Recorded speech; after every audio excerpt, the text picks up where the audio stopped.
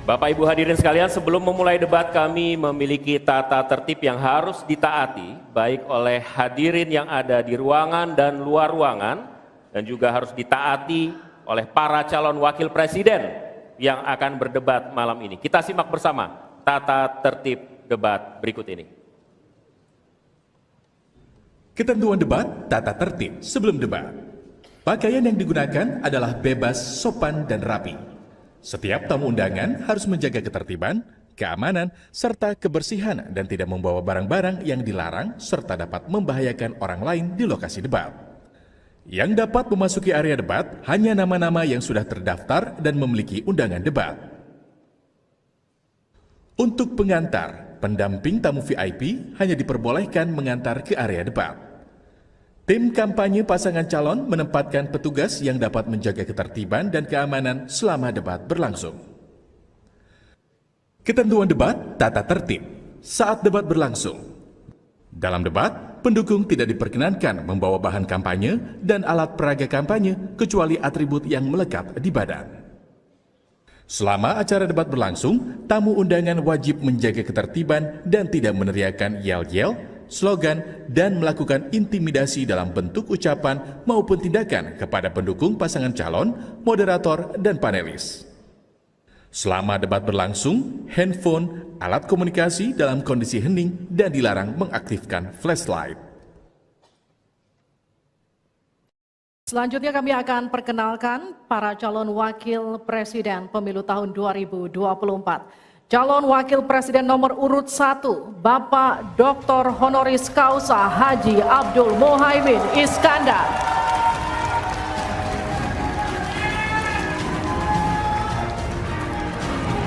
Selanjutnya calon Wakil Presiden nomor urut 2, Bapak Gibran Raka Buming Raka.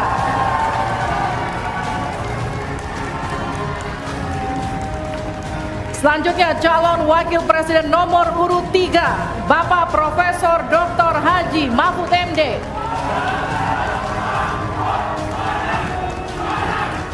Baik, harap tenang. Terima kasih. Mohon tenang, kita sudah dengar tadi tata tertibnya ya. Oke. Dan langsung saja kita mulai debat calon Wakil Presiden Pemilu 2024 pada sesi pertama. Kita akan mendengarkan visi, misi, dan program kerja masing-masing pasangan calon yang akan disampaikan calon wakil presiden 2024. Jika pada debat pertama sebelumnya penyampaian visi misi dimulai dari paslon nomor urut 1, maka debat kali ini kami persilahkan calon wakil presiden nomor urut 2, Bapak Gibran Raka Buming Raka, untuk menyampaikan visi misi dan program kerja. Kami persilahkan, Pak.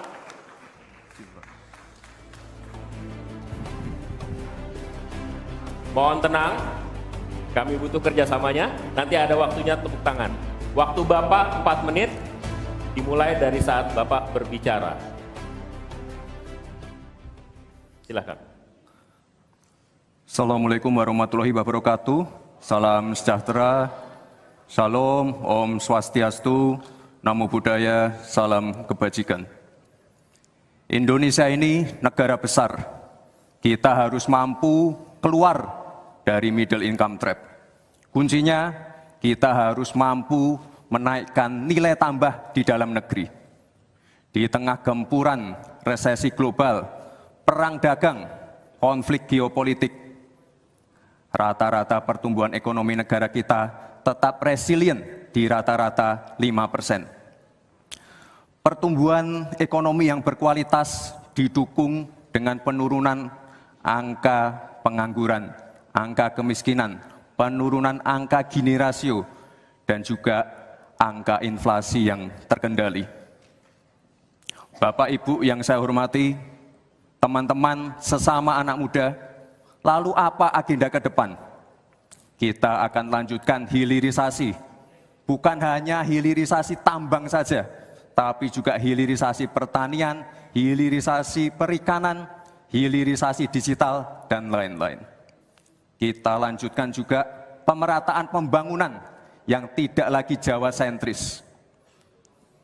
Kita genjot terus ekonomi kreatif dan juga UMKM.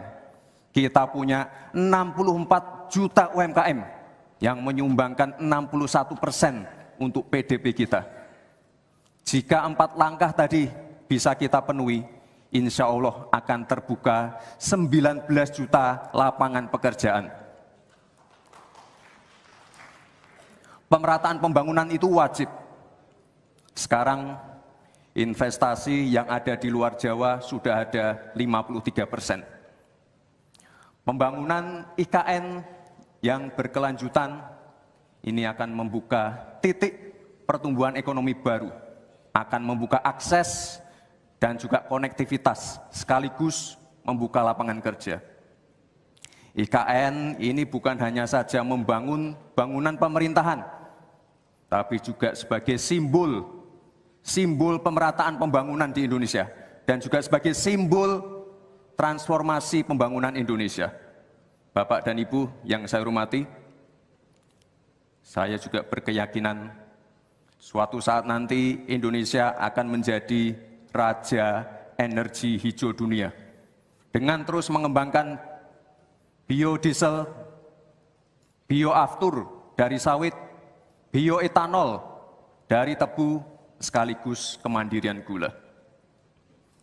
Untuk menuju Indonesia emas dibutuhkan generasi emas. Kita harus mampu merubah future challenge menjadi future opportunity. Kita harus punya future talents yang dilengkapi dengan future skills. Untuk itu, hilirisasi digital akan kami genjot. Kita akan siapkan anak-anak muda yang ahli artificial intelligence, anak-anak muda yang ahli blockchain, anak-anak muda yang ahli robotik, anak-anak muda yang ahli perbankan syariah, anak-anak muda yang ahli kripto. Bapak dan Ibu yang saya hormati, narasi besarnya di sini adalah keberlanjutan, percepatan, dan penyempurnaan. Terima kasih. Wassalamualaikum warahmatullahi wabarakatuh. Selamat Hari Ibu. Selamat untuk kaum perempuan hebat di Indonesia. Terima kasih. Baik, Waktu habis. terima kasih.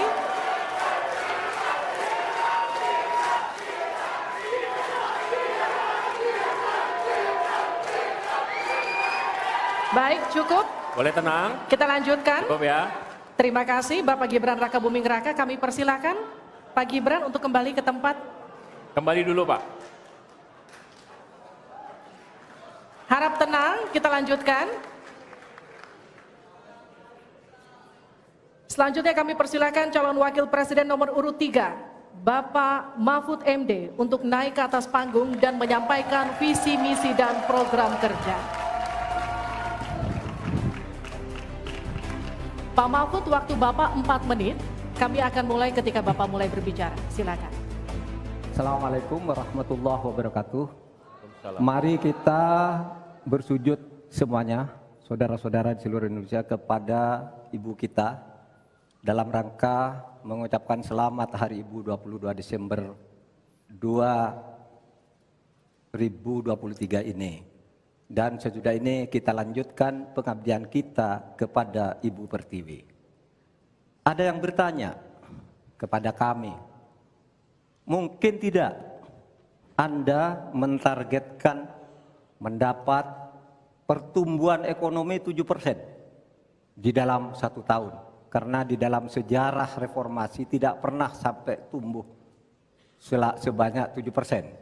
Dulu hanya itu dicapai pada tahun 89 sampai 91 di era Orde Baru. Lalu pertanyaan itu saya sampaikan kepada beberapa orang ahli.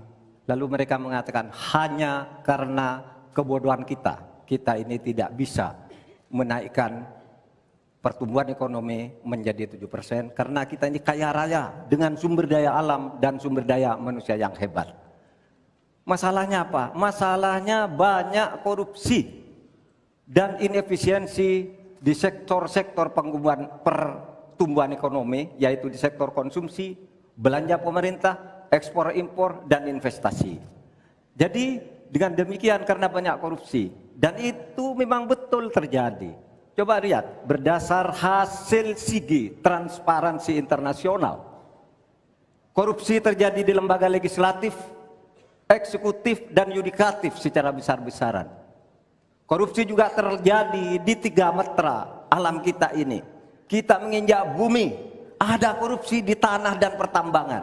Kita ke laut, ada korupsi di masalah kelautan. Kita melihat udara, pesawat terbang kita, ternyata di udara juga banyak korupsi. Akibatnya apa? Rakyat miskin. Saya ketemu dengan seorang bernama Teddy dan Joni di Padang. Seorang atau 2 orang pegawai angkutan perusahaan truk menyatakan tidak pernah bisa mendapat subsidi minyak yang disediakan oleh negara karena tidak pernah sampai di korupsi. Saya juga ketemu dengan seorang Sri Wulan, anak kecil di Parongpong, Bandung Barat. Dia mengajak saya main layang-layang. Katanya, "Bapak, saya ingin terbang seperti layang-layang meraih cita, tapi saya tidak dapat." Kemudian saya ingat pulau saya Madura. Di Madura itu kaya dengan gas alam, tetapi sampai sekarang tidak pernah dioptimalkan untuk dimanfaatkan. Maka kuncinya adalah bagaimana kita memberantas korupsi. Lalu ada yang tanya kepada saya, "Bapak, kalau Bapak jadi wakil presiden orang takut ditangkap." Saya panggil para ekonom dan para pelaku usaha, "Apa betul Anda takut kepada saya kalau saya wapres?" "Tidak, Bapak. Justru kami perlu seorang penegak hukum seperti Bapak. Karena apa? Kami kalau mau investasi di Indonesia ini diperas. Mau berusaha ini diperas. Kalau kami bayar padahal diperas, lalu ketahuan kami ditangkap katanya kami menyuap." Itulah Indonesia ini pada saat ini. Oleh sebab itu, saudara sekalian, kita harus lawan korupsi. Memembang istilah anak muda, "Hai koruptor, kutabrak kau. Hai wir, mundur kau wir. Nah korupsi, setabrak."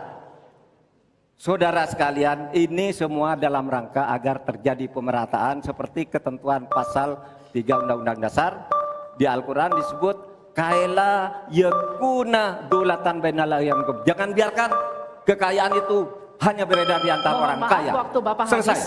Baik, terima kasih Pak Mahfud. Silakan kembali Pak.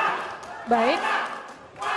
Oke, mohon tenang. Selanjutnya kami akan berikan kesempatan kepada calon wakil presiden nomor urut 1, Bapak Muhaimin Iskandar, untuk naik ke atas panggung, menyampaikan visi misi dan program kerja.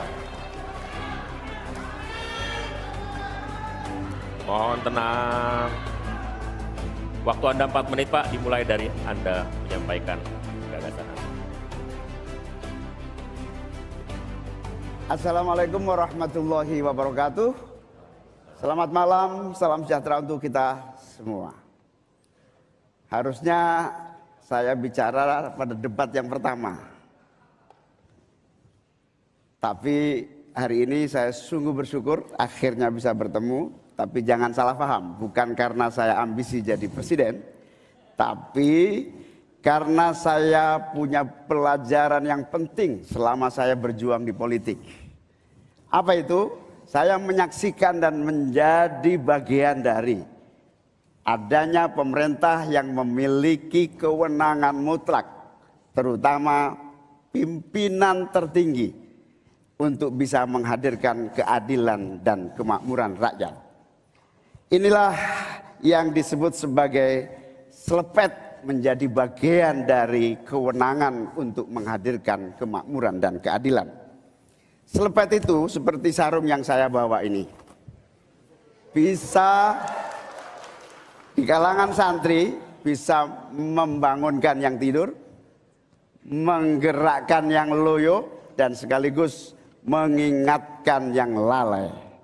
Alhamdulillah, Gusti Allah memberi kesempatan saya untuk bersama-sama Mas Anies yang memiliki pemikiran yang sama untuk terwujudnya perubahan dan perbaikan. Bahkan kami berdua seperti botol dengan tutupnya. Jangan salah, selepet itu disrupsi. Disrupsi itu adalah awal dari perubahan. Bayangkan, 100 orang Indonesia kekayaannya di atas 100 juta jumlah penduduk Indonesia. Artinya ini keadaan yang tidak adil. Ini harus kita selepen. Kita juga harus punya keyakinan bahwa 100 orang yang kaya ini kita pajakin bersamaan dengan kita turunkan pajak kelas menengah di Indonesia.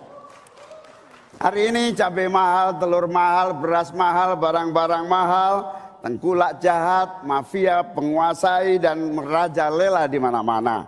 Padahal rakyat sudah kerja. Ini harus kita selepen. Angka pengangguran sudah 8 juta, 80 juta memang bekerja, tetapi di sektor informal. Mereka tidak mendapatkan penghasilan yang pasti dan bahkan dompetnya dipastikan tipis. Ini yang harus kita selepen. Amin menginginkan bansos yang memang menjadi kewajiban negara ini diteruskan dan bahkan harus ditingkatkan, sehingga kita ingin bansos plus yang semakin membawa rakyat kita memiliki kemampuan daya beli yang mendongkrak ekonomi masyarakat kita.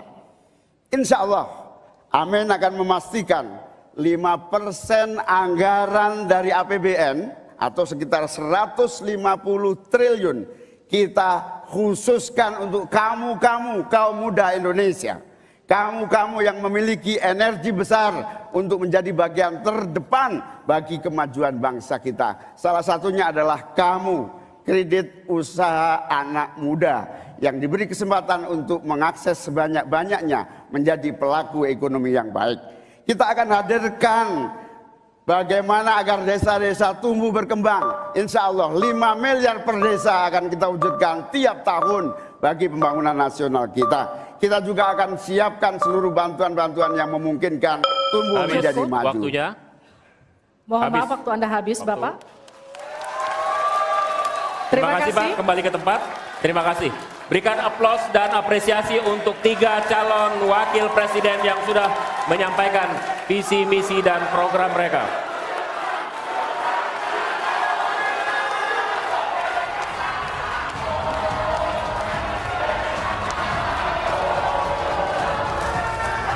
Baik, cukup. Oke. Cukup, tahan dulu. Saudara, kita akan jeda sejenak. Dan usai jeda, pada segmen berikutnya kita akan memperdalam visi misi dan program kerja para calon wakil presiden yang telah disampaikan tadi. Untuk itu tetap bersama kami di debat kedua calon wakil presiden pemilu 2024. Anda kembali menyaksikan debat kedua calon wakil presiden pemilu 2024. Bapak Ibu sekalian, calon wakil presiden akan menjawab pertanyaan yang telah dibuat oleh tim panelis. Ada 11 panelis yang disiapkan oleh KPU dan selama kurang lebih 1 hari kemarin mereka menyiapkan sejumlah pertanyaan. Tapi tentu saja tidak semua pertanyaan yang disiapkan akan ditanyakan. Karena itu akan ada mekanisme tertentu sehingga nanti beberapa pertanyaan akan disampaikan tentu saja sesuai dengan subtema yang sudah ditetapkan. Ya, dan untuk memastikan debat berlangsung adil, pertanyaan masing-masing subtema akan diundi. Dan untuk memulai segmen debat, berkenan para calon wakil presiden untuk naik ke atas panggung dan menempati podium masing-masing. Kami persilakan. Pertanyaan untuk calon wakil presiden nomor urut 3, Bapak Mahfud MD, terkait ekonomi, kerakyatan, dan digital. Digitalisasi membuka akses pasar yang lebih luas, tetapi juga berpotensi merugikan usaha mitra dan konsumen melalui penyalahgunaan data digital. Pertanyaannya, bagaimana kebijakan paslon untuk mengatasi hal tersebut? Waktu untuk menjawab 2 menit, dimulai sejak Bapak menjawab. Kami persilakan. Baik, kalau kebijakan data digital, yang terakhir ini kita sudah punya 2 undang-undang yang baru, yaitu Undang-Undang PDP dan Undang-Undang ITE yang baru saja diresmikan. Tapi lebih dari itu, menurut saya digital atau ekonomi digital ini tidak bisa dihindarkan oleh siapapun. Oleh sebab itu, ya kita tidak bisa menolaknya, tetapi harus berhati-hati. karena terjadi disrupsi yang luar biasa dalam perkembangan digital ini. Saya menangani kasus misalnya pinjol, di mana rakyat menjadi korban dari kegiatan ekonomi digital. Ada kripto misalnya.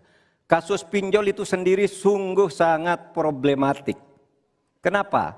Karena dia dibuat secara hukum perdata melalui gadget. Rakyat yang tidak tahu langsung bilang, kamu mau pinjam uang sekian? Yes. Bunganya sekian? Yes. Kalau tidak bayar sekian? Yes. Itu perdata. Dan itu banyak yang menjadi korban. Banyak yang sampai bunuh diri. Ada seorang dari Semarang, seorang guru, meminjam hanya 500 ribu, kemudian hutangnya menjadi 240 juta karena selalu bertambah bunganya. Kemudian ada yang sampai bunuh diri. Dalam hal pinjol ini ketika saya sampaikan ke Polri, tidak bisa Pak, itu hukum perdata. Ketika saya sampaikan ke OJK, OJK bilang itu bukan kewenangan kami. Itu bukan kewenangan kami karena mereka ilegal, tidak terdaftar. Berkali-kali saya panggil, kemudian saya undang dalam rapat bersama gabungan di Menko Polhukam. Kita nyatakan bahwa itu tindak pidana dan harus segera ditangkap. Itulah dalam sehari kemudian ditangkap 144 orang di hari itu juga. Sekian. Baik, tepat waktu. Selanjutnya kami berikan kesempatan kepada calon wakil presiden nomor urut 1 untuk memberikan tanggapan atas jawaban yang disampaikan oleh Pak Mahfud tadi. Silakan Pak Muhaimin, waktu Anda 1 menit. Ya, benar sekali bahwa antara perkembangan teknologi digital dengan kemampuan UMKM kita masih terjadi gap. Oleh karena itu harus ditindaklanjuti Pak Mahfud. Selain pemberantasan pinjaman online, judi online, ini pun masih harus diselepet lagi. Karena tidak komprehensif di dalam menangani ini. Sehingga pinjol masih merajalela, judi online masih merajalela. Yang lebih penting dari itu Pak Mahfud bahwa sebetulnya kemampuan untuk masuk pada dunia digital membutuhkan bantuan dari pemerintah untuk turun tangan. Menangani apa? Mulai dari literasi digital untuk UMKM. Yang kedua membantu push pemasaran bagi keberlangsungan UMKM menghadapi persaingan yang sangat ketat. Di sisi yang lain kita juga membutuhkan kapasitas teknologi kita supaya lebih bisa membantu seperti kecepatan dari internet yang sedang ada di masyarakat kita masih sangat rendah. Baik, harap tenang. Selanjutnya kita akan beralih ke calon wakil presiden nomor urut 2, Bapak Gibran Raka Buming Raka untuk menanggapi. Waktu Bapak untuk menanggapi 1 menit, kita mulai sejak Bapak mulai berbicara. Baik, terima kasih. Mungkin kita juga harus hati-hati selain pinjol dan judi online, kita juga harus hati-hati untuk masalah pencurian data. Untuk itu harus kita kuatkan cyber security dan cyber defense kita. Itu sudah kita lakukan di Solo Technopark, ada sekolah cyber security. Dan yang perlu ditekankan lagi adalah bagaimana para e-commerce ini bisa comply dengan regulasi kita. Jadi sudah tidak ada lagi nanti ke depan yang namanya shadow banning, yang namanya price dumping, yang namanya barang-barang cross border yang membunuh UMKM kita. Kita ke depan harus melindungi UMKM dan kita ingin sekali lagi, karena tadi Cak Imin bicara masalah literasi keuangan dan literasi digital, ke depan yang kita siapkan harus ada penguatan SDM, penguatan manusia-manusia digitalnya. Karena itu kita ingin anak-anak muda untuk ikut andil dalam hilirisasi digital yang akan kita canangkan sebentar lagi. Mohon tenang, mohon tenang. Saya hargai jika kita semua kooperatif. Terima kasih. Saya berikan kesempatan kepada Pak Mahfud kembali untuk memberikan tanggapan atas tanggapan dari jawaban Bapak yang sudah disampaikan oleh Pak Muhaimin dan Pak Gibran. Waktu Anda 1 menit untuk menanggapi, dimulai dari Bapak menyampaikannya. Alhamdulillah apa yang diusulkan, ditambahkan oleh Cak Imin dan Mas Gibran itu sudah ada di visi misi kami semuanya. Tinggal baca itu. Misalnya kalau bicara infrastruktur agar bisa merata tapi aman, kadang-kala kita bicara infrastruktur itu hanya jembatan, rumah, gedung dan sebagainya. Padahal ada 3 infrastruktur yang harus dibangun. satu infrastruktur fisik seperti yang sekarang ada, lalu infrastruktur regulasi, kemudian infrastruktur digitalisasi. Itu penting dibangun ke depan. Sama, terkait dengan itu sudah ada juga cyber security. Bahkan saya sendiri yang memimpin rapat di Menko Polhukam dengan memanggil pihak-pihak yang terkait dengan tugas-tugas ini agar cyber security ke depan ditegakkan dengan sebaik-baiknya agar kita tidak selalu kecolongan. Selesai. Selanjutnya kita beralih ke pertanyaan kedua untuk calon wakil presiden nomor urut 1 Bapak Muhaimin Iskandar. Untuk itu kami persilakan panelis Bapak Agustinus Prasetyantoko untuk mengambil subtema pertanyaan Bapak. Kita buka amplop sesuai dengan undian yang didapat dan kita lihat masih tersegel Bapak. Kami ingatkan kembali untuk mendengarkan dengan seksama karena kami hanya akan membacakan pertanyaan satu kali. Pertanyaan untuk calon wakil presiden nomor urut 1 Bapak Muhaimin Iskandar dengan subtema investasi. Kontribusi usaha menengah terhadap ekonomi kita sebesar 13%, sementara Thailand mencapai 18% dan Singapura 22%. Pertanyaannya, bagaimana strategi paslon meningkatkan investasi untuk usaha menengah dan mendorong usaha kecil naik kelas? Waktu Bapak untuk menjawab 2 menit dimulai sejak Bapak berbicara. Silakan. Terima kasih. Investasi salah satu yang paling penting buat pertumbuhan ekonomi kita. Dan investasi tidak akan ada masuk ke tanah air kita apabila tidak kita bangun trust, kepercayaan internasional, kepercayaan dalam negeri dengan apa? Dengan kepastian hukum dan terjaganya kestabilan usaha yang berkembang di masyarakat kita. Di sisi yang lain, investasi juga masih sangat tertutup. Kita ingin investasi ini begitu terbuka dan tidak hanya berkonsentrasi kepada investasi yang menumpuk pada sektor-sektor tertentu atau padat modal. Kita perlu menggeser investasi ini menjadi padat karya yang bisa melibatkan seluruh anak bangsa ini mendapatkan pekerjaan. Di sisi yang lain, di lain halnya investasi yang transparan akan membuka akses usaha kecil dan menengah untuk terlibat di dalam proses investasi yang masuk ke dalam negeri maupun yang ada di masyarakat. Kedua, agar investasi ini bisa masuk buat kalangan UMKM dan seluruh pelaku usaha kecil, maka kita harus kuatkan kapasitas dan kualitas produksi dari UMKM kita, sekaligus tanggung jawab pemerintah ini meyakinkan sekaligus memberi fasilitas kemampuan pemasaran untuk meyakinkan para calon investor baik di dalam negeri maupun dari luar negeri. Yang lebih penting dari itu adalah kepastian hukum, termasuk di dalamnya adalah jaminan akan investasi tidak akan disalahgunakan atau tidak menjadi beban baru, dalam artian investasi mengandung kecurigaan kerugian yang itu diakibatkan kepercayaan yang menurun. Kredibilitas pemerintah hukum harus ditegakkan untuk membangun trust agar semua yang investasi merasa aman. Cukup, waktu Anda habis. Terima kasih, mohon tenang. Kita mulai untuk meminta tanggapan dari calon wakil presiden nomor urut 2 terlebih dahulu, Pak Gibran. Silakan. Baik, terima kasih Gus Muhaimin. Mungkin PR kita ke depan adalah bagaimana kita bisa menurunkan indeks ICOR kita.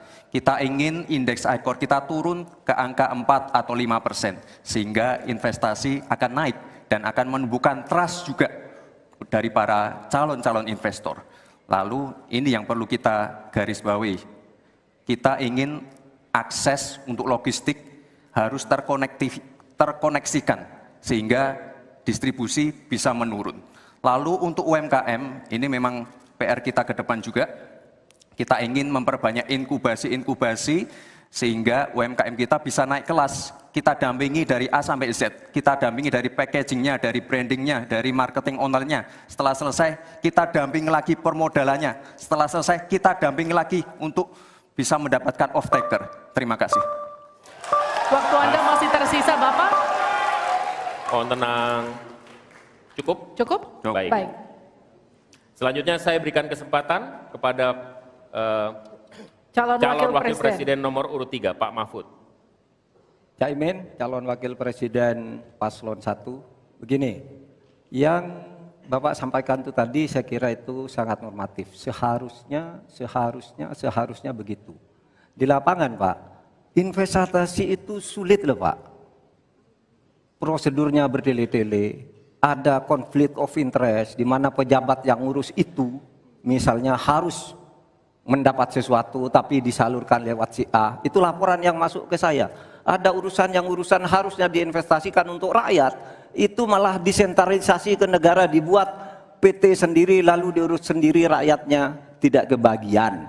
Nah itu yang sering saya dapat laporan dari berbagai tempat. Minta izin misalnya untuk UMKM misalnya, berapa? Perlu 24 meja Pak untuk mendapat izin UMKM. Pertanyaan saya, instrumen hukum apa yang Pak Imin bisa sediakan untuk menjawab itu semua? Selesai. Baik, terima kasih. Tenang, nanti ada saatnya untuk memberikan aplaus. Selanjutnya kita akan ke calon wakil presiden nomor urut 1, Bapak Muhaimin Iskandar, untuk menanggapi kembali. Waktu Anda 1 menit, kita mulai. Ya. Memang apa yang disampaikan Pak Gibran, selain kita bantu permodalan dan kapasitas untuk produksi yang meyakinkan para investor masuk, ada prasyarat-prasyarat mutlak yang disiapkan pemerintah. Sekaligus menanggapi Pak Mahfud, kita punya undang-undang Omnibus Law, kita punya sistem baru yang lebih efektif dan ramah terhadap investasi. Tetapi sekali lagi, pemerintah terlampau lambat dalam mengimplementasikan itu semua. Sehingga harus kita selepet supaya lebih cepat lagi menyediakan sarana dan prasarana bagi percepatan izin. Berbelit-belitnya izin saya setuju, menjadi penyebab utama trust itu hilang.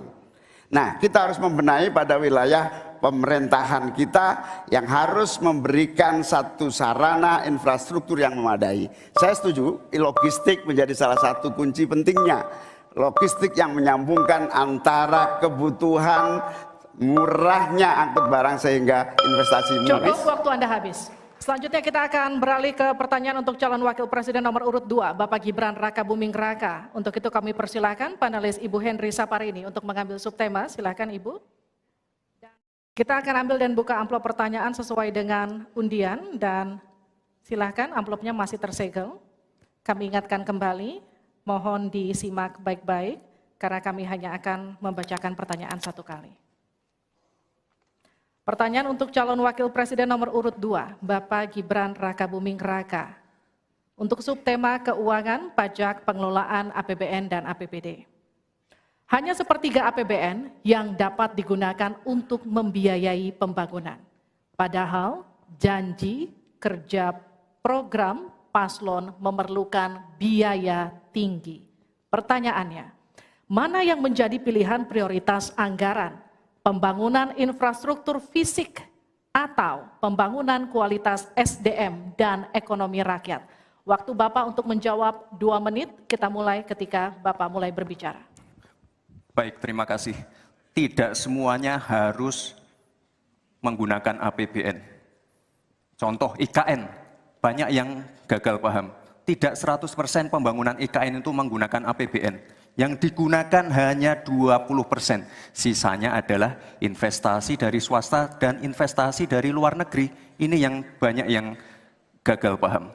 Lalu kita mengacu ke pertanyaan, infrastruktur fisik atau SDM, dua-duanya penting dan dua-duanya harus dijalankan secara paralel. Karena sekali lagi, untuk menuju Indonesia emas dibutuhkan generasi emas. Kita butuh future talents yang menguasai future skills.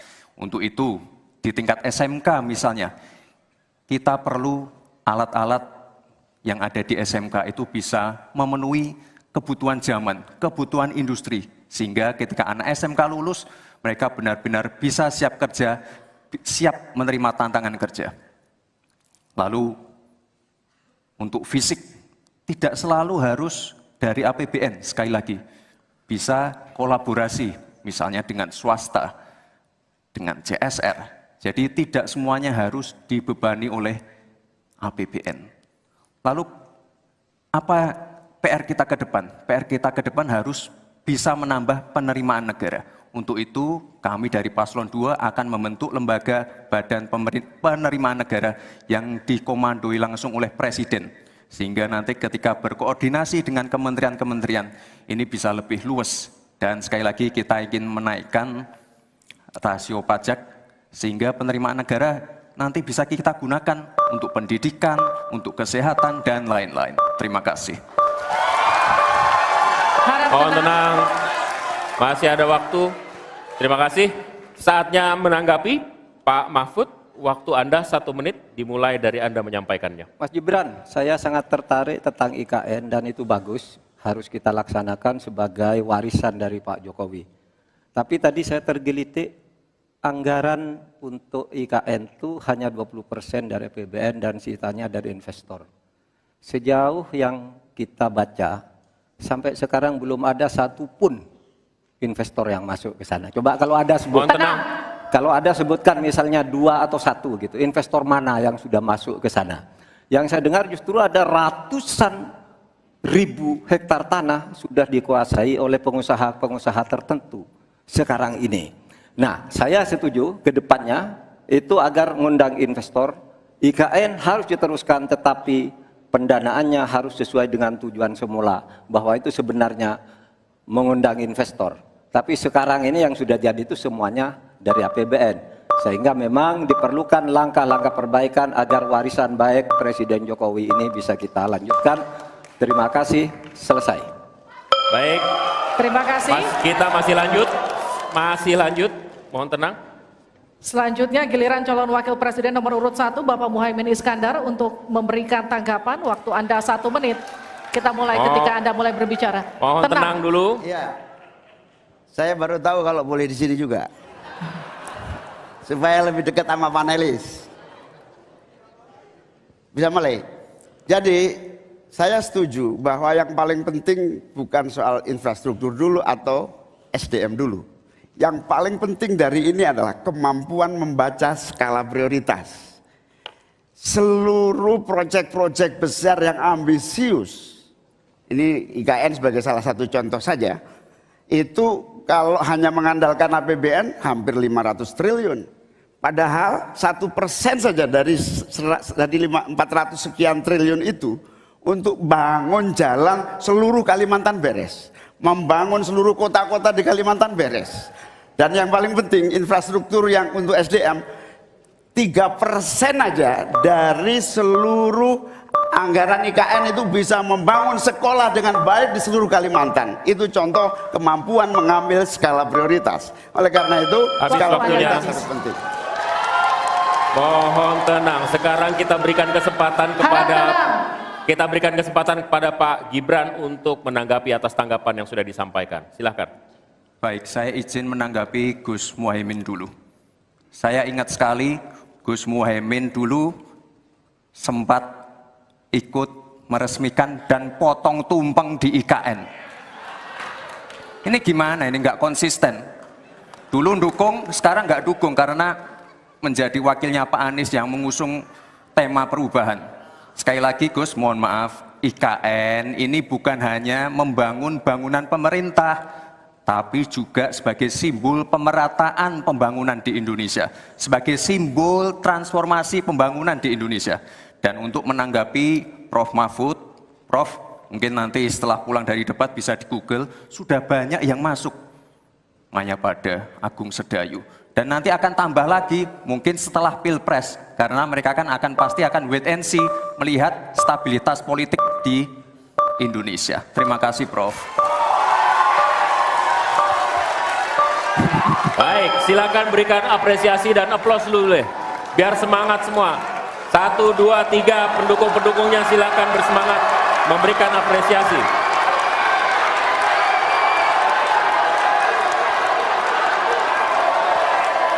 Kita masih akan lanjutkan debat ini di sesi selanjutnya, masih tentang uji panelis yang dilakukan dalam bentuk pertanyaan yang akan disampaikan. Tetaplah bersama kami di debat kedua calon wakil presiden pemilu 2024. Masih di debat kedua calon wakil presiden pemilu 2024, kami undang Pak Muhaimin, Pak Gibran, dan Pak Mahfud untuk tetap ada di podium. Kita masih akan lanjutkan pendalaman visi dan misi melalui pertanyaan yang telah dibuat oleh para panelis. Dan untuk segmen ini pertanyaan dimulai untuk calon wakil presiden nomor urut 1, Bapak Muhaimin Iskandar.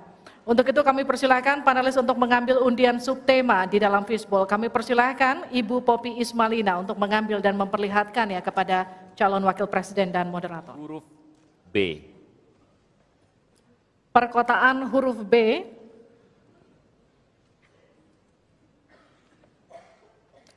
Kita akan buka amplop pertanyaan yang masih disegel. Dan kami kembali ingatkan kepada para calon wakil presiden untuk mendengarkan dengan seksama, karena kami hanya akan membacakan pertanyaan satu kali.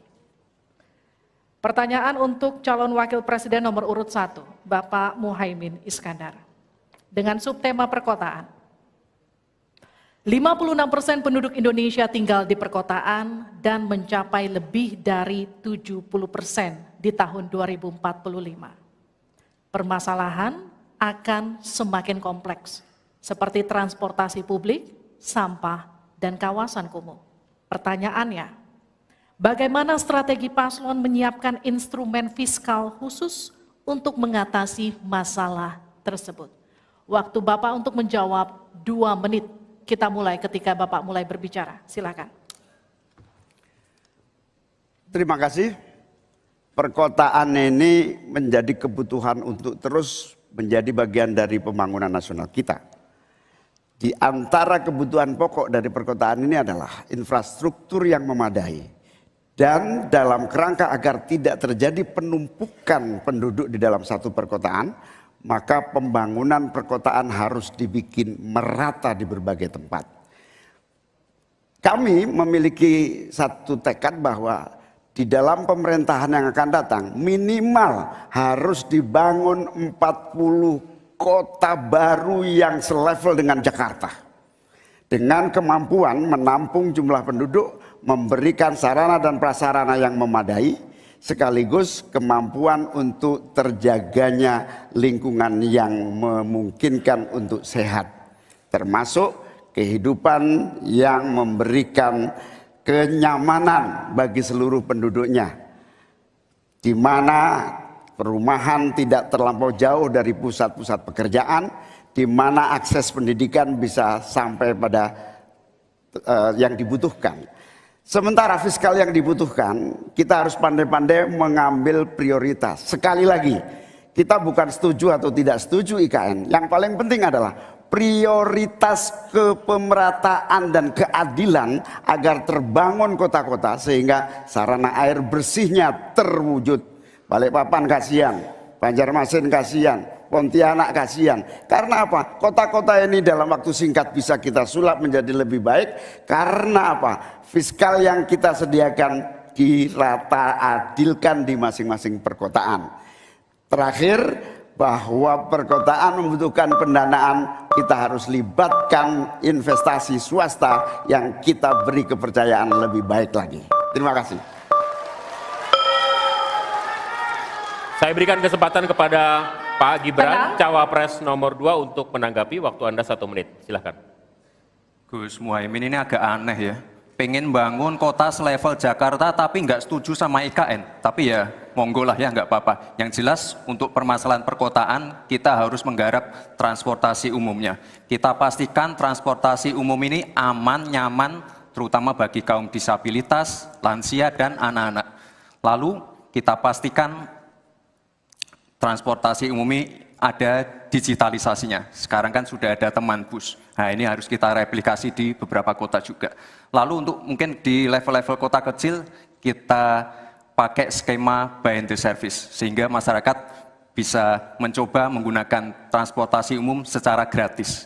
Lalu untuk masalah kumuh, nah ini perlu kolaborasi BSPS dari Kementerian PUPR, RTLH dari Pemda dan juga CSR dari swasta. Terima kasih. Harap tenang. Terima kasih. Waktu Anda masih tersisa? Habis? Cukup. Ya. Selanjutnya calon wakil presiden nomor urut 3, Bapak Mahfud MD untuk menanggapi. Waktu untuk menanggapi 1 menit Bapak. Kita akan mulai ketika Bapak mulai berbicara. Silakan. Ya, Cak Imin, saya agak kaget juga mau membangun 40 kota selevel Jakarta. Ya, apa itu bisa dilaksanakan 5 tahun Bapak menjadi presiden dan wakil presiden? Berapa kota dalam 5 tahun?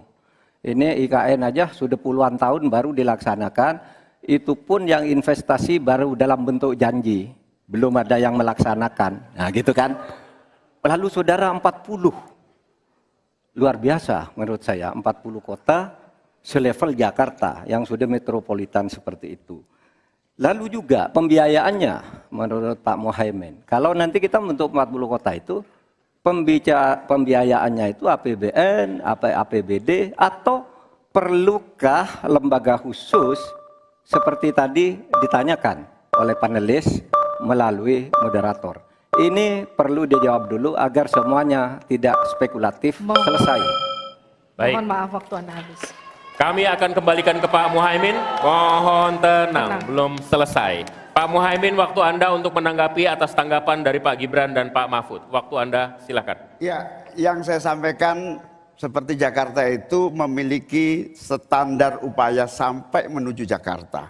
Di mana tentu kota-kota yang potensial cukup disentuh dengan beberapa anggaran yang menumbuh kembangkan. Misalnya Pontianak, 1 tahun cuma 1 triliun. Bagaimana kalau 1 tahun kita bisa investasikan pengembangan kota hingga 3 triliun, 5 triliun. APBN kita cukup. Apalagi kalau seperti yang sampaikan Pak Gibran tadi, melibatkan berbagai cara pembiayaan yang melibatkan baik itu swasta maupun CSR. Jadi apa yang saya sampaikan selevel Jakarta itu target utama. Tetapi yang lebih penting dari itu adalah infrastruktur yang dibutuhkan dipersiapkan dari potensi yang sudah ada. Sehingga dalam waktu singkat kota-kota 40 kota itu benar-benar sudah menggunakan potensi yang sudah dimiliki yang ada. Habis. Harap tenang, nanti kita akan berikan waktu untuk aplaus. Selanjutnya kita akan beralih ke pertanyaan untuk calon wakil presiden nomor urut 2, Bapak Gibran Rakabuming Raka. Tenang. Untuk itu kita akan persilakan panelis Bapak Suharnomo untuk mengambil undian subtema kelima dalam Fishball. Infrastruktur huruf C. Masih tersegel Bapak. Mohon didengarkan dengan seksama karena kami hanya akan membacakan 1 kali. Pertanyaan untuk Bapak Gibran Rakabuming Raka dengan subtema infrastruktur. Dalam 5 tahun biaya infrastruktur pada proyek strategis nasional sebesar 2.385 triliun rupiah dari APBN. Sementara untuk infrastruktur sosial seperti sanitasi dan air bersih masih memprihatinkan. Pertanyaannya, bagaimana strategi paslon untuk memastikan penyediaan infrastruktur sosial tanpa membebani keuangan daerah? Waktu Anda untuk menjawab 2 menit, kita akan mulai ketika Anda berbicara. Silakan. Baik, terima kasih. Jika kita bicara masalah sanitasi dan air bersih, ini nanti nyambung ke masalah stunting. Untuk masalah sanitasi, ini perlu kolaborasi banyak pihak. Misalnya apa yang sudah saya lakukan di Solo. Kita membangun IPAL komunal di perumahan padat penduduk. Ini penting sekali. Lalu untuk kebutuhan air bersih, kita juga bekerja sama dengan kabupaten sekitar, misalnya dengan Wonogiri, Klaten, untuk mendapatkan air bersih. Kita juga sekarang sudah ada proyek strategis nasional, membangun beberapa bendungan dan embung. Ini nanti juga penting untuk meneruskan program pengairan nasional yang nanti berguna untuk pengadaan air bersih dan juga untuk mengairi sawah. Ke depan, masalah sanitasi dan air bersih ini penting sekali. Karena kami dari paslon nomor 2 ingin menyiapkan generasi-generasi emas yang sehat dan pintar. Kalau kita mengintervensi masalah stunting, kita juga harus mengintervensi tempat tinggalnya juga. Kita tidak bisa hanya memberikan gizi tambahan untuk ibu hamil dan lain-lain, tapi kita tidak menyentuh rumah tinggalnya. Jadi ini harus dikerjakan secara paralel. Stunting kita kerjakan, pemenuhan gizi kita kerjakan, sanitasi drainase, air bersih, kawasan kumuh, ini harus kita selesaikan juga secara paralel. Terima kasih. Masih ada waktu? Cukup Pak? Cukup.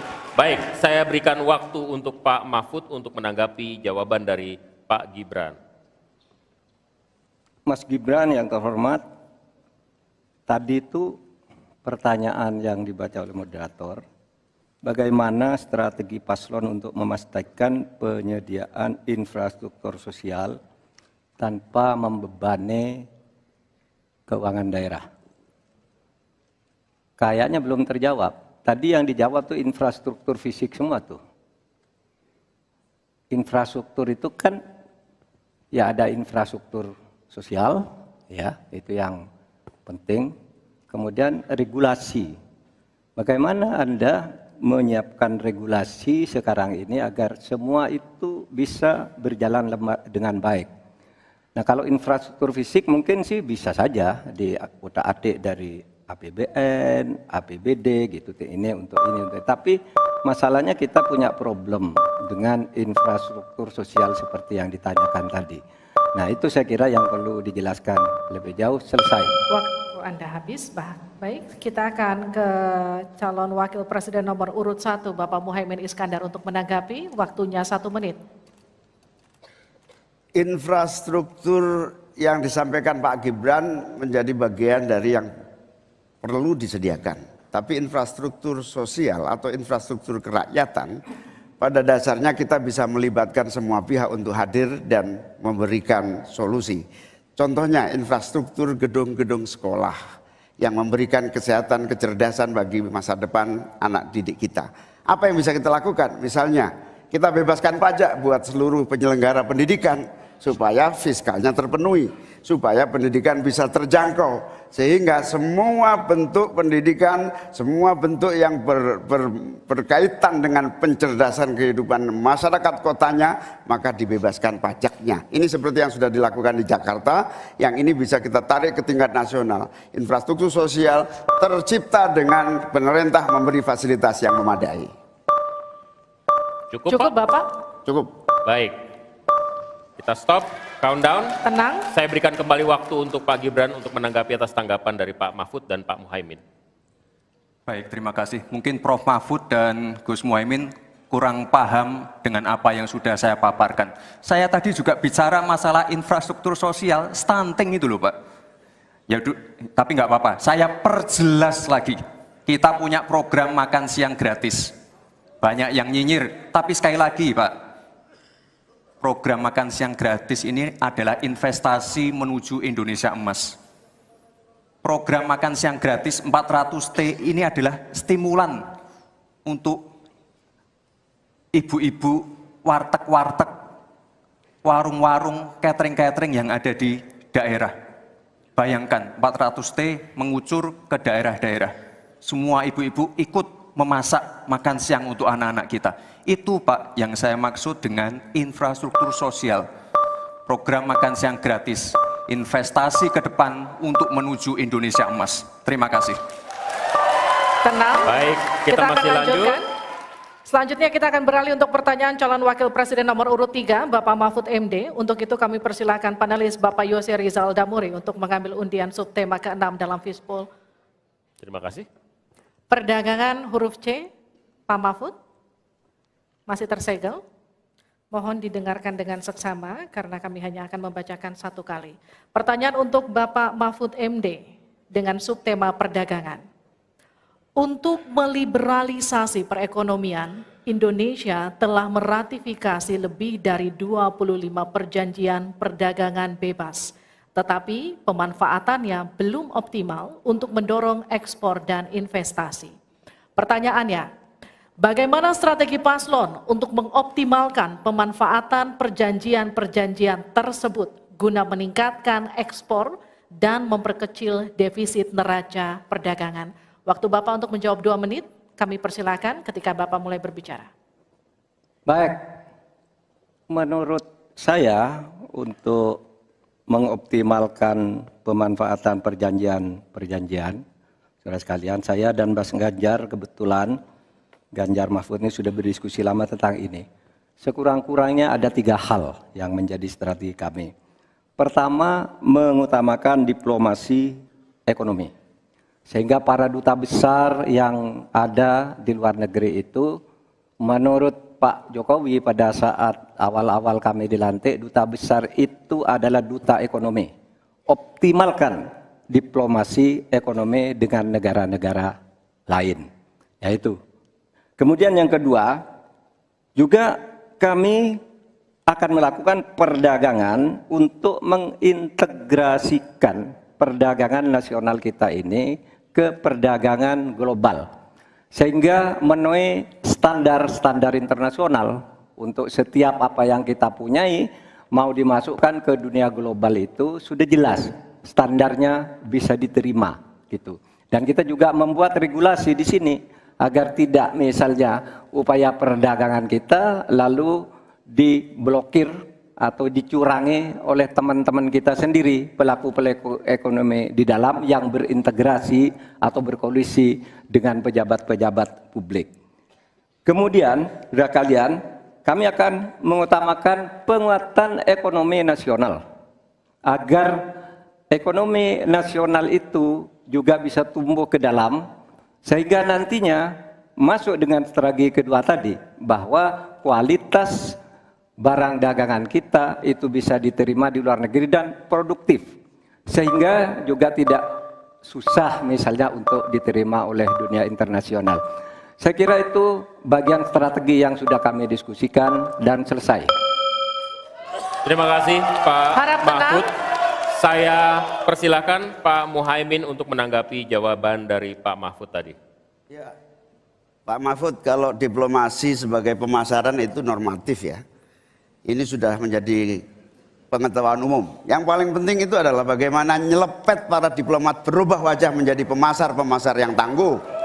Diplomasi pemasaran yang ekspansif itu tidak kita miliki. Karena memang seluruh cara kerja diplomasi kita masih politik dan sangat normatif. Yang kedua, kita bisa hadir di dalam dunia perdagangan global kalau kualitas produksi dalam negeri kita juga punya standar yang baik. Saya sampai hari ini sangat prihatin. Kita tidak ada satupun yang terus mengupgrade secara masif kualitas dan standar. Semuanya kayak dibiarkan tumbuh sendiri-sendiri gitu. Tidak ada satu gerakan yang lebih terstruktur baik dari Menteri Perdagangan, Menteri Koperasi UKM dalam satu gerakan meningkatkan kualitas berstandar internasional. Cukup Bapak? Harap tenang. Selanjutnya kita akan ke calon wakil presiden nomor urut 2, Bapak Gibran Raka Buming Raka untuk menanggapi. Waktunya 1 menit, silahkan. Baik, terima kasih. Paslon nomor 1 dan 3 sudah bicara masalah diplomasi. Saya akan memberikan solusi yang konkret aja, paling konkret. Hilirisasi. Kita jangan mau lagi mengirim barang mentah. Kita harus mampu meningkatkan nilai tambah dalam negeri. Saya kasih contoh nikel. Dulu sebelum ada hilirisasi, kita ekspor hanya 3 miliar US dollars. Sekarang setelah hilirisasi bisa menjadi 33 miliar US dollars. Ini saya baru bicara masalah nikel loh Pak. Belum bicara masalah tembaga, boksit, timah, dan lain-lain. Konkret, jelas, singkat, padat, jelas. Terima kasih. Waktu Anda masih tersisa? Cukup? Cukup Bapak? Cukup. Baik. Baik. Kami kembalikan ke Pak Mahfud untuk menanggapi. Ya. Baik, terima kasih. Ini masalah diplomasi. Diplomasi Harap itu tenang. normatif. Mohon tenang. Sebenarnya, saudara sekalian, kalau diplomasinya selama tidak jalan, saya kira sistem rekrutmen diplomat sekarang ini harus ditinjau ulang. Dulu-dulu diplomat-diplomat kita tuh bagus. Ya, sekarang ini kadang-kala ada titipan dari partai. Kalau belum dari partai, belum masuk, itu tidak disahkan. Di DPR partai ini belum masuk. Nah, sesudah bertugas tidak jelas. Dia tidak ngerti, tidak punya pengertian dasar-dasar diplomasi. Sehingga kalau saya diberi kewenangan, nanti diplomasi ini diatur kembalilah rekrutmennya itu. Betul-betul orang yang memenuhi syarat. Nah, soal hilirisasi itu sudah masuk sebenarnya Mas Gibran. Saya tadi kan bicara soal penguatan ketahanan ekonomi nasional. Itu di dalamnya memang sudah ada hilirisasi dan industrialisasi yang aman lingkungan. Itu selesai.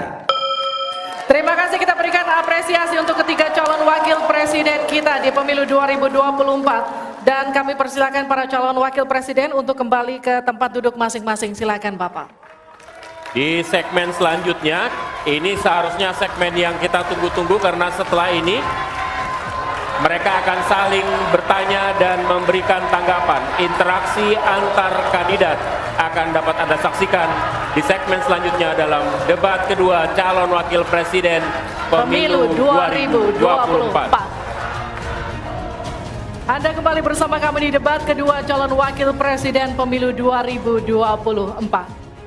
Dan sebelum kita memulai segmen ini, kami mau mengucapkan apresiasi yang setinggi-tingginya kepada semua hadirin yang ada di sini. Suasana cukup kondusif.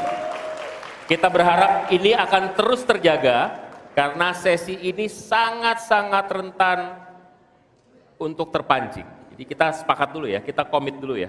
Karena di sesi ini, jika sesi sebelumnya pertanyaan disiapkan oleh panelis, maka di sesi ini pertanyaan disampaikan oleh kandidat atau calon wakil presiden kepada calon wakil presiden yang lain. Betul, jawaban pertanyaan akan ditanggapi oleh cawapres penanya dan selanjutnya akan direspon kembali oleh calon wakil presiden yang menjawab. Tapi kami kembali mengingatkan kepada para calon wakil presiden untuk melakukan tanya jawab sesuai dengan tema debat, yakni ekonomi kerakyatan dan digital, keuangan, investasi, pajak, pengelolaan APBN dan APBD, perdagangan, infrastruktur, dan perkotaan. Sebelumnya kami undang Bapak-Bapak calon wakil presiden untuk maju lagi ke podium. Kita akan mulai segmen ini segera.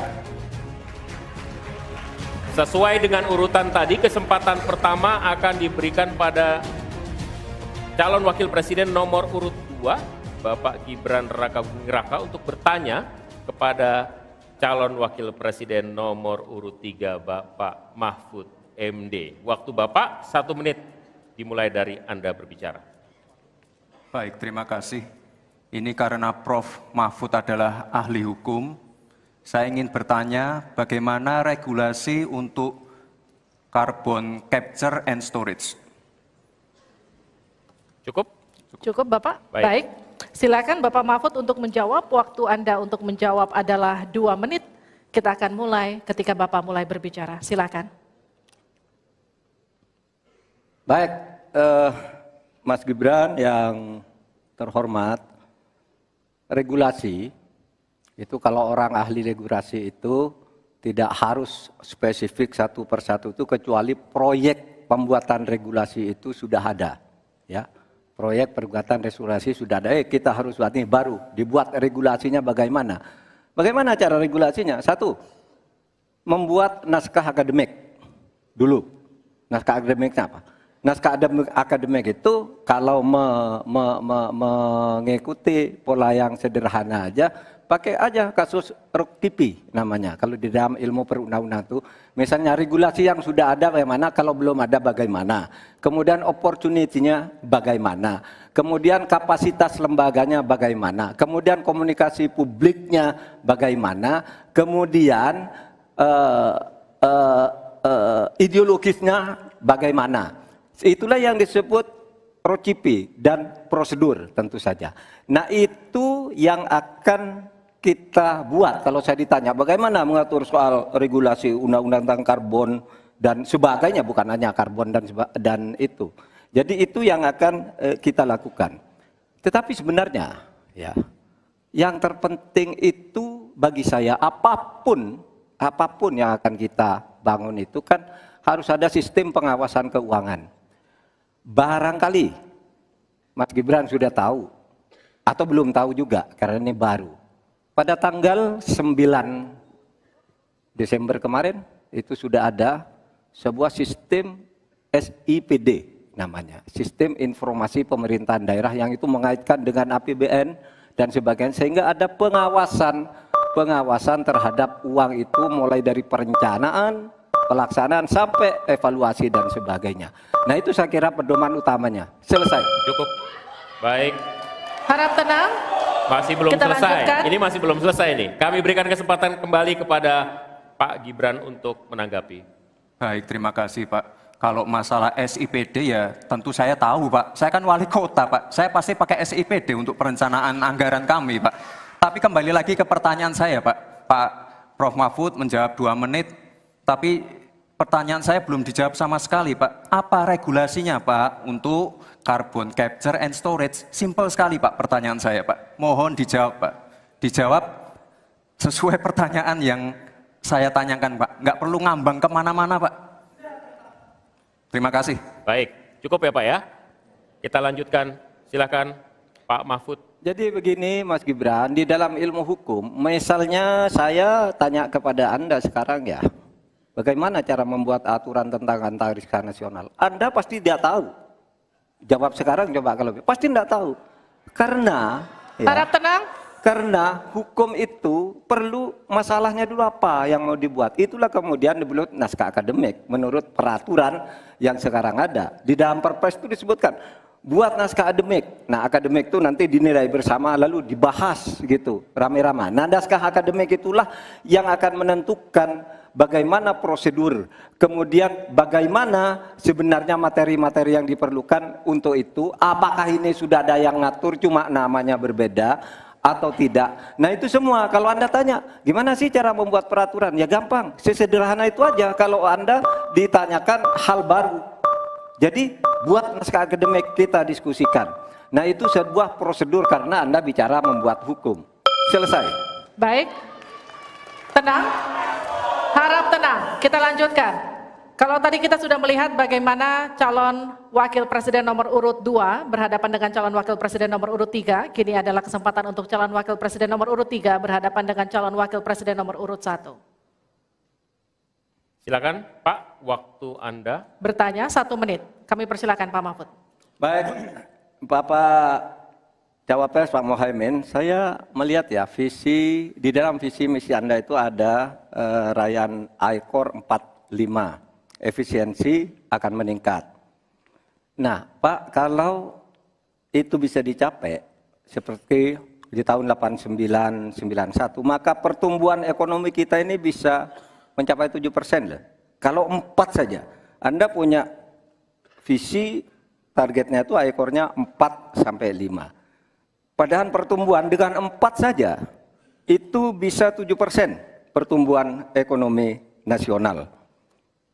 Sehingga dengan demikian saya kok jadi ingin tahu kenapa di dalam visi misi Anda tingkat pertumbuhan yang ditargetkan hanya 5 sampai 65. Kok tidak berani 7? Kalau 4 apalagi sampai 5 seharusnya berani sampai 7. Selesai.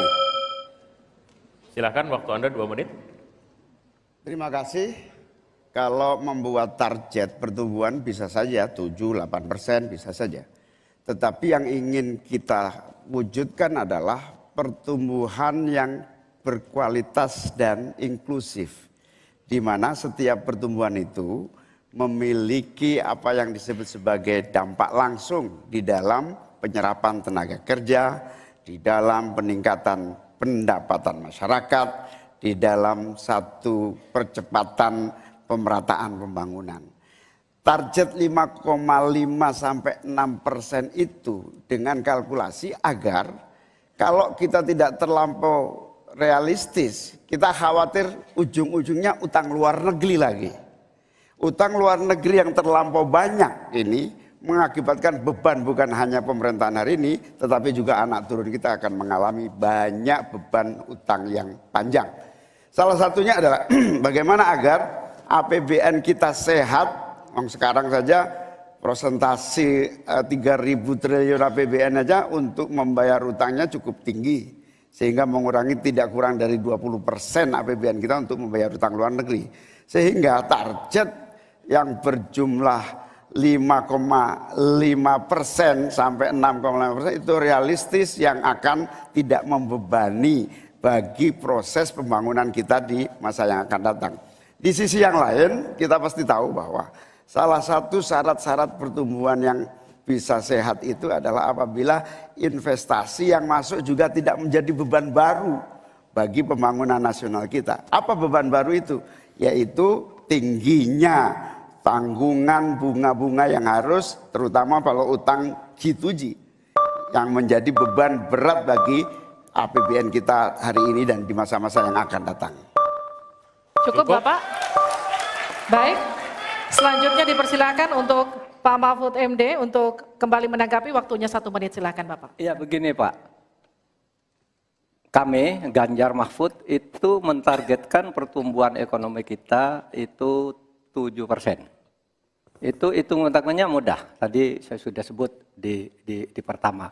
Betapa saya menyelamatkan korupsi yang diurus kantor langsung saya aja 677 triliun. Itu kalau dibagi ke UMKM, itu luar biasa.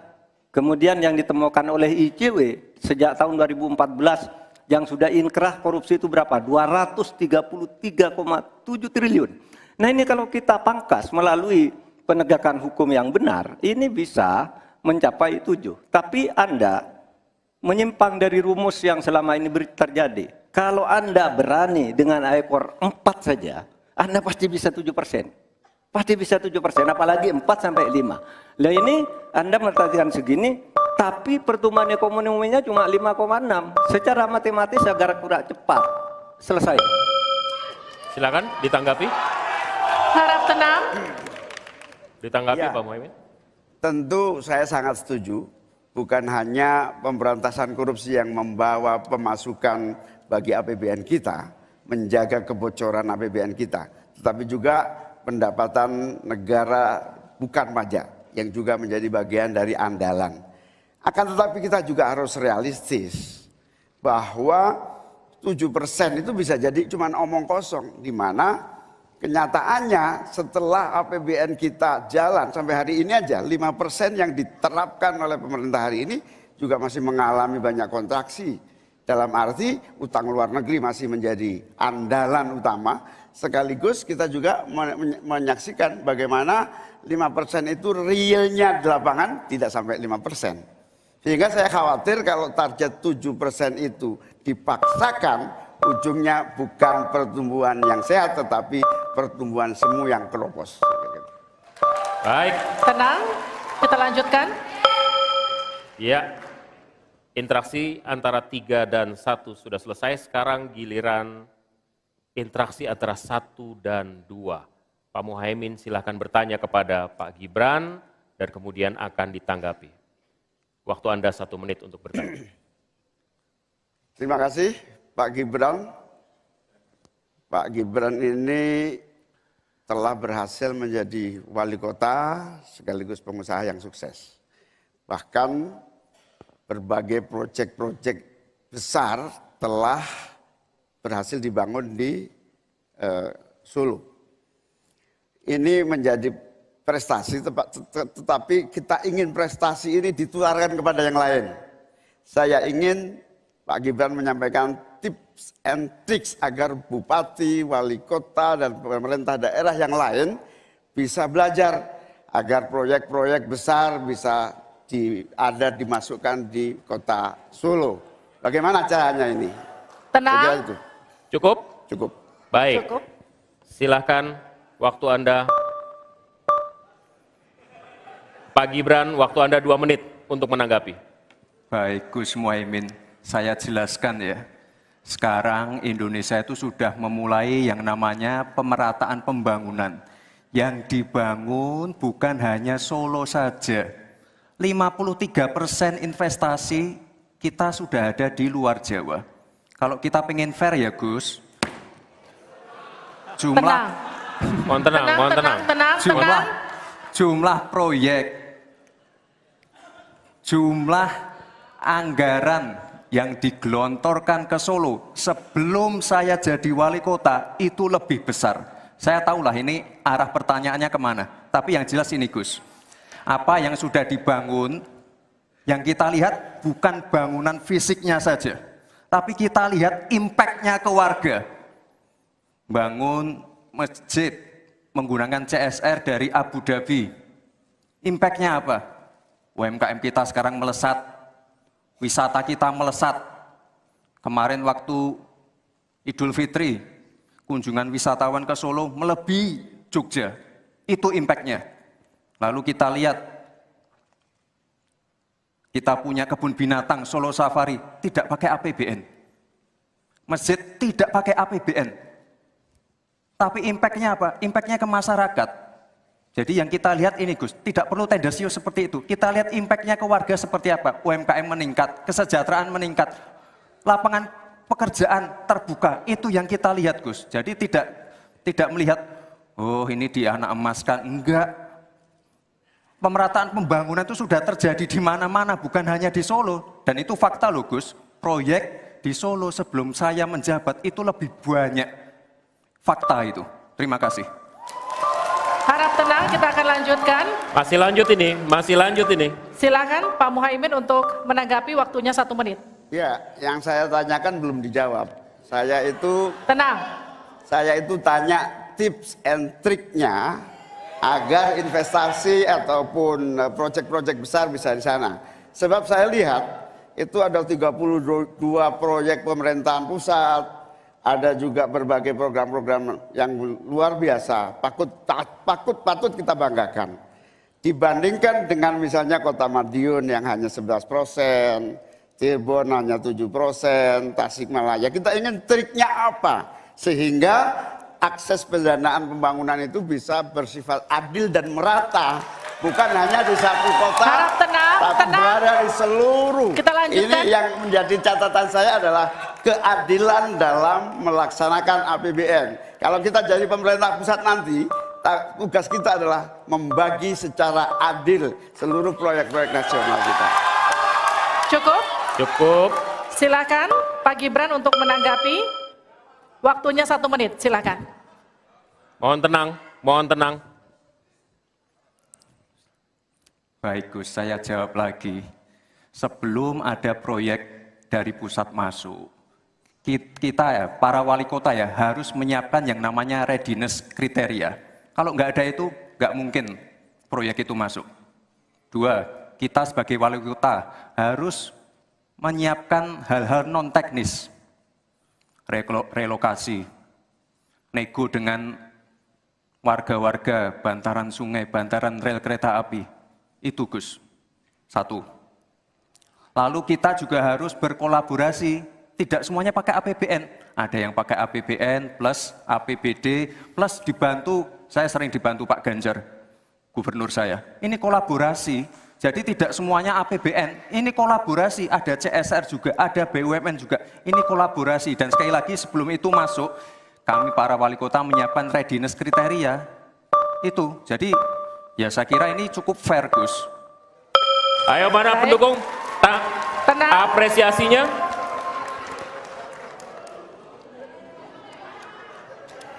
Kita berikan apresiasi untuk seluruh calon wakil presiden malam hari ini. One on one, sesi pertama sudah lewat, masih ada 1 segmen lagi. Ketika calon wakil presiden bertanya dan berinteraksi dengan calon wakil presiden lainnya. Tetaplah bersama kami di debat kedua calon wakil presiden pemilu 2024. Anda kembali bersama kami di debat kedua calon wakil presiden pemilu 2024. Kita akan lanjutkan segmen tanya jawab antar calon wakil presiden di segmen ini. Jika sebelumnya kita mulai dengan calon wakil presiden nomor urut 2 yang bertanya, segmen ini kita akan mulai dengan sebaliknya, yakni calon wakil presiden nomor urut 3 yang akan bertanya kepada cawapres nomor urut 2. Namun kami akan kembali mengingatkan kepada para calon wakil presiden untuk melakukan tanya jawab sesuai dengan tema debat malam hari ini, yakni ekonomi, kerakyatan dan digital, keuangan, pajak, pengelolaan APBN dan APBD, investasi, perdagangan, infrastruktur, dan perkotaan. Untuk itu kami undang kembali Silakan para Bapak-bapak. calon wakil presiden untuk kembali menempati podium masing-masing. Kita dengarkan pertanyaan dari Cawapres 3 ke Cawapres 2. Sama rule-nya seperti tadi Pak Mahfud. Waktu Anda kami persilahkan. 1 menit, silakan Bapak. Baik, terima kasih moderator. Anda mengingatkan agar kembali ke tema debat. Karena tadi pertanyaannya itu carbon capture itu nanti debat keempat tanggal 21 Januari. Tapi saya tahu itu kan untuk menghindari tidak adanya regulasi sekarang ini agar tidak lagi terjadi penggundulan karena food estate seperti yang terjadi. Saya sekarang mau bertanya dalam topik ini. Di dalam visi dan misi Anda disebut kalau rasio pajak dinaikkan menjadi 23%. Dalam simulasi kami, angka itu hampir tidak masuk akal. Karena pertumbuhan ekonomi bisa 10. Padahal selama ini pertumbuhan ekonomi 5-6 gitu. Itu kalau Anda bisa menaikkan rasio pajak sampai segitu bisa 10%. Lalu bagaimana Anda mau menaikkan pajak? Orang mau insentif pajak aja orang tidak ngambil. Terima kasih. Assalamualaikum warahmatullahi wabarakatuh. Waalaikumsalam warahmatullahi wabarakatuh. Silakan Cawapres nomor urut 2 untuk menjawab, waktu Anda 2 menit. Prof. Mahfud, yang namanya menaikkan rasio pajak dan menaikkan pajak itu beda. Satu, gimana caranya menaikkan penerimaan pajak atau menaikkan rasio pajak? Saya tadi sudah bilang di segmen sebelumnya, kita akan membentuk badan penerimaan pajak dikomandoi langsung oleh Presiden, sehingga akan mempermudah koordinasi dengan kementerian-kementerian terkait. Itu. Jadi DJP dan Bea Cukai akan dilebur jadi satu, sehingga fokus dalam penerimaan negara saja, tidak akan mengurusi lagi masalah pengeluaran. Lalu sekali lagi digitalisasi penting. Saya melihat di Kementerian Keuangan juga sudah menyiapkan, tapi mungkin aplikasinya masih pada tahap testing and enrichment. Kita melihat sudah ada core tax system yang akan disiapkan. Ini nanti akan mempermudah proses bisnis, mempermudah proses administrasi, memperbaiki pelayanan pajak. Misalnya sekarang nanti ketika sistemnya itu keluar, ketika kita akan melaporkan SPT tahunan, kita tidak perlu lagi mengisi dan menghitung karena sistemnya sudah pre-populated, sehingga tinggal klik, tinggal konfirmasi, selesai. Mempermudah. Lalu untuk masalah pertumbuhan ekonomi, Pak, tadi saya bicara masalah hilirisasi, bicara masalah investasi. Sekali lagi, Pak, tadi saya baru bicara masalah nikel, kita belum bicara masalah tembaga, boksit, timah, tembaga, bioetanol, bioaftur, biodiesel. Oh, kita kalau serius ya Pak ya, kita benar-benar bisa menjadi raja energi dunia, Pak. Tapi kita harus serius dan harus fokus dan harus ada keberlanjutan dan penyempurnaan. Matur nuwun, Prof. Mahfud. Harap tenang, kita lanjutkan.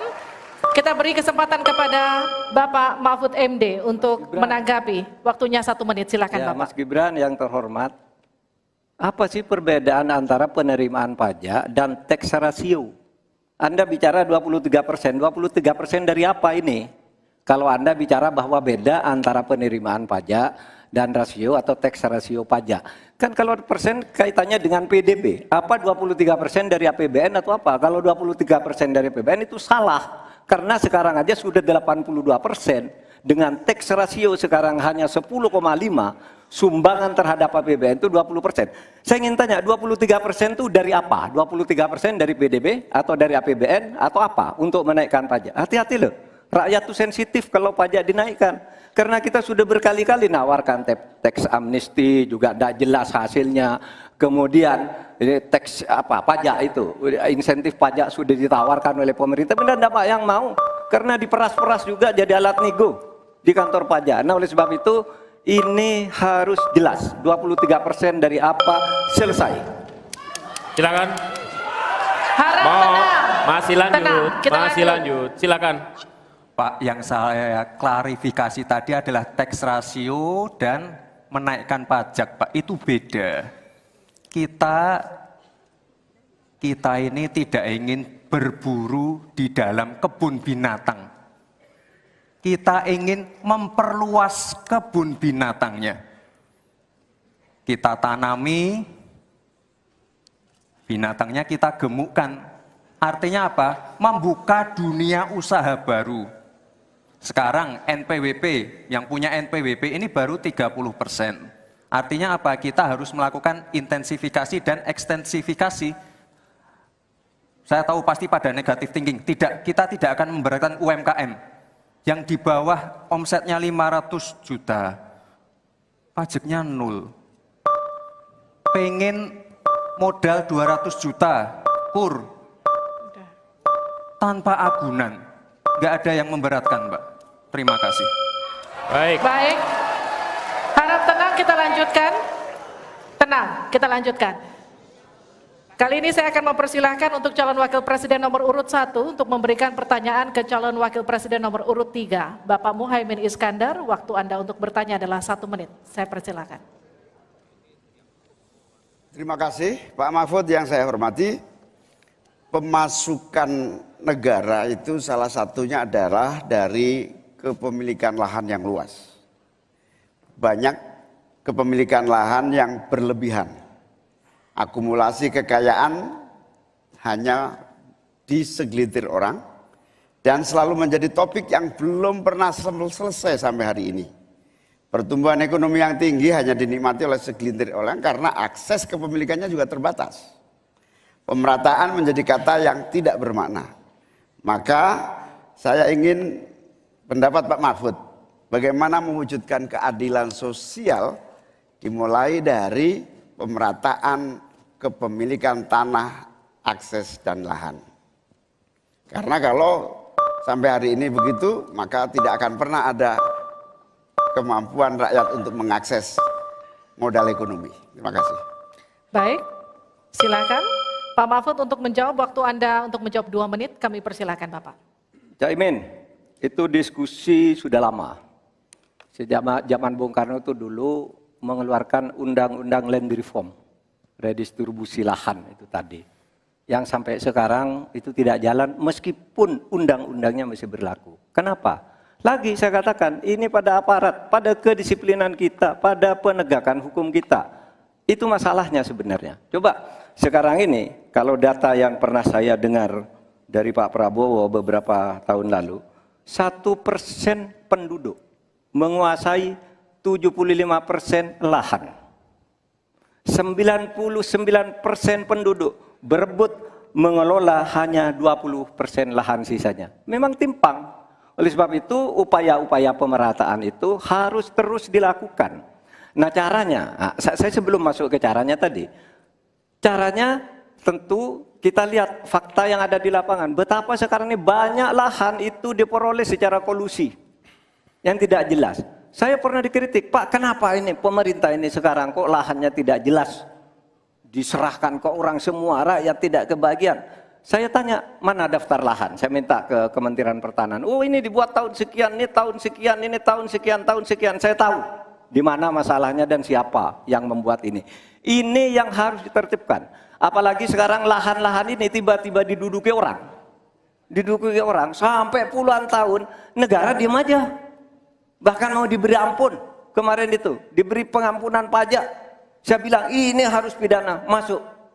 Gitu. Dia menguasai tanah 22 tahun tidak bayar pajak lalu diberi ampun asal mulai baik-baik kembalikan seandainya pajak. Tidak bisa, saya bilang. Nah sekarang dia ini sudah masuk pidana dan sudah inkrah. Nah itu saya kira jalan yang keluarnya itu kedisiplinan kita menegakkan aturan. Itu saja saya kira jawaban yang menurut saya simpel dan tepat. Selesai. Baik, silakan Pak Muhaimin untuk memberikan tanggapan dari jawaban Pak Mahfud tadi. Terima kasih. Yang disampaikan Pak Mahfud kurang satu hal saja, yaitu harus ada political will, kemauan politik yang sungguh-sungguh, sekaligus memanfaatkan instrumen hukum yang memadai. Saya ingat debat Pilpres 5 tahun yang lalu, ada komitmen untuk membagi lahan dengan menggunakan land reform dengan istilah, menurut waktu itu kita istilahkan dengan distribusi kepemilikan lahan. Sehingga yang ingin saya tegaskan dari jawaban Pak Mahfud tadi adalah instrumen hukum harus dipakai secara optimal, diikuti dengan kemauan dan kesungguhan politik, bukan hanya retorika politik. Oleh karena itu agar tanah-tanah yang dikuasai oleh segelintir orang terdistribusi dan rakyat ikut menikmati, terutama untuk lahan-lahan pertanian yang lebih produktif. Terima kasih. Silakan langsung ditanggapi Pak Mahfud, waktu Anda. Ya, memang begitu kan, dari program yang kami lakukan, kita akan melakukan redistribusi tanah. Dulu dalam 5 tahun terakhir ini bahkan ada kan pembagian tanah untuk rakyat agar merata. Lalu ada 1 juta sertifikat. Setahu saya 1 juta sertifikat itu memang sudah dibagi, tetapi itu untuk mereka yang memang sudah menempati tanah itu. Menempati itu lalu diberi sertifikat. Lahan yang lain itu belum dibagi terhadap orang yang belum punya. Nah itulah yang akan kita kerjakan besok dalam rangka redistribusi tanah itu. Itu betul Pak Muhaimin, betul 100% bahwa masalahnya political will. Di antara political will yang paling penting itu adalah penegakan hukum. Political will untuk menegakkan hukum itu adalah kuncinya. Aturannya semua sudah ada, tapi kemudian bocor di mana-mana, tidak jalan di mana-mana. Banyak tanah orang tidak pernah dijual, tiba-tiba dirampas orang lain dan dia tidak berdaya. Nah itulah masalahnya. Cak Imin, selesai. Tuntas. Terima kasih. Kita lanjutkan. Tenang. Tenang. Kita lanjutkan. Sekarang adalah waktu untuk cawapres nomor urut 2 bertanya dengan cawapres nomor urut 1. Bapak Gibran Rakabuming Raka, Anda dipersilakan untuk bertanya kepada Bapak Muhaimin Iskandar. Waktu bertanya 1 menit, saya persilakan. Baik, terima kasih. Karena Gus Muhaimin ini adalah ketua umum dari Partai PKB. Saya yakin sekali Gus Muhaimin paham sekali untuk masalah ini. Bagaimana langkah Gus Muhaimin untuk menaikkan peringkat Indonesia di SGIE? Terima kasih. SGIE. Cukup Bapak? Bapak Gibran cukup? Cukup. Baik, silakan. Bapak Muhaimin untuk menjawab, waktu Anda menjawab 2 menit, kami persilakan. Terus terang SGIE saya nggak paham. SGIE itu apa? Tenang. Stop. Ada lagi pertanyaan atau ini waktu Anda untuk memberikan jawaban, waktunya 2 menit. Oke. Kalau Anda menggunakan untuk bertanya, waktu akan habis. Tidak apa-apa? Tidak apa-apa karena Oke. saya tidak pernah mendengar istilah SGIE itu. Siap. Waktu Kami persilakan. di stop, kita alihkan ke Pak Gibran. Waktu Anda 1 menit. 1 menit. Baik, Gus, kita kan sedang fokus mengembangkan ekonomi syariah, keuangan syariah. Otomatis kita harus ngerti juga masalah SGIE. SGIE itu adalah State of Global Islamic Economy. Misalnya sekarang yang sudah masuk peringkat 10 besar adalah makanan halal kita, skincare halal kita, fashion kita. Nah, itu yang saya maksud, Gus. Dan ya mohon maaf kalau pertanyaannya agak sulit ya Gus, terima kasih. Harap tenang. Tenang. Mohon kerjasamanya. Waktu Anda, Pak Muhaimin, 1 menit untuk menanggapi. Terima kasih. Memang pertanyaan ini sungguh penting karena Indonesia dengan jumlah umat Islam yang terbanyak di dunia, sekaligus bukan saja sebagai pasar ekonomi syariah, pasar pariwisata halal, pasar perbankan syariah, tetapi sekaligus punya potensi menjadi pusat ekonomi syariah dunia. Nah, posisi kita yang masih di bawah ini membutuhkan langkah-langkah penting agar yang disebut SGIE ini menjadi kita menaikkan peringkat kita. Ada beberapa hal yang bisa kita lakukan.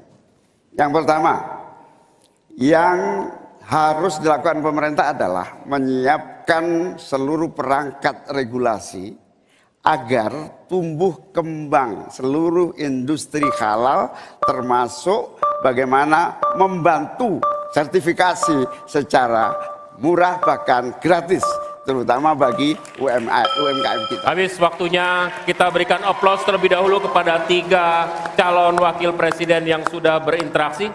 Boleh dong, kalau ada waktunya kita kasih apresiasi yang meriah. Untuk ketiga cawapres malam hari ini yang telah melakukan sesi tanya jawab dan juga saling menanggapi. Baik. sudah ada tiga fase yang kita lewati, menyampaikan visi dan kemudian Harap tenang.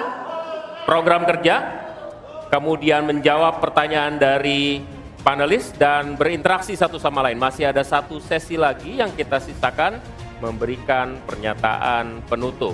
Tapi itu nanti kita tahan dulu, kami akan kembali di debat kedua calon wakil presiden pemilu 2024. 2024.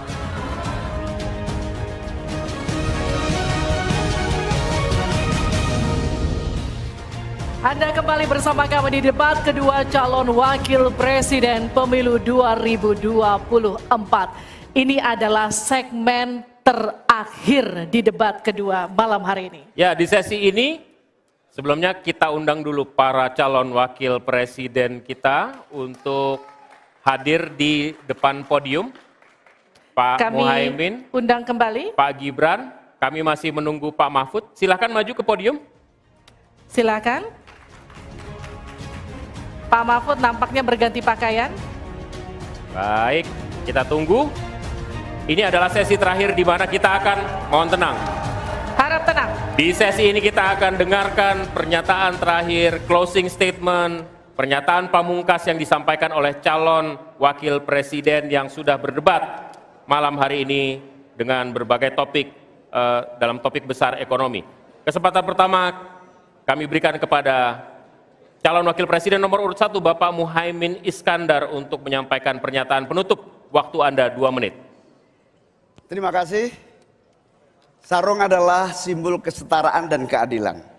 Sarung itu lembut, tapi di tangan orang yang baik bisa jadi selepet atas ketidakadilan dan kecurangan. Yang tidak ada dalam kebijakan ekonomi kita saat ini adalah keberanian untuk mewujudkan aturan main yang adil dan keberanian untuk berpihak kepada rakyat. Itulah kenapa kami menggagas Slepetnomics sebagai solusi ekonomi kita. Segala ketidakadilan kita selepet. Slepetnomics adalah gagasan ekonomi yang sudah diuji oleh para pakar dan berbasis pada pengalaman batin dan juga pengalaman rasa. Ke depan, proyek yang menyedot begitu banyak uang rakyat hanya untuk memenuhi selera tertentu, kita harus selepet. Kita hadirkan perubahan berupa pemerataan dan pembangunan kota-kota dan desa-desa di seluruh Indonesia.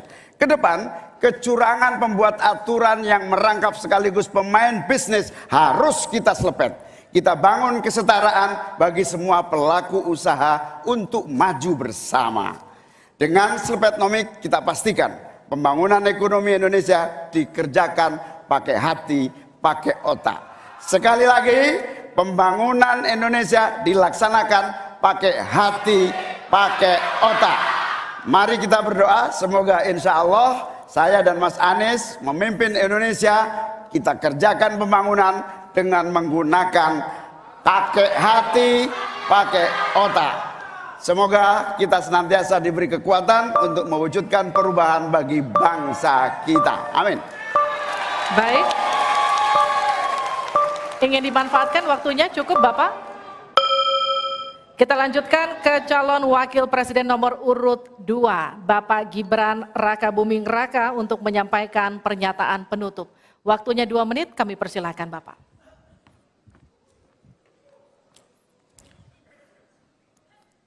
Indonesia ini negara besar.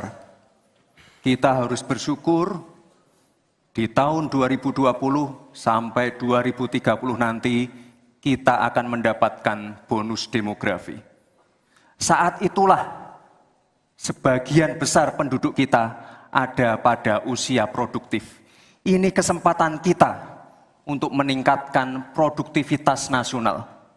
Peluang untuk menuju Indonesia emas makin terbuka lebar.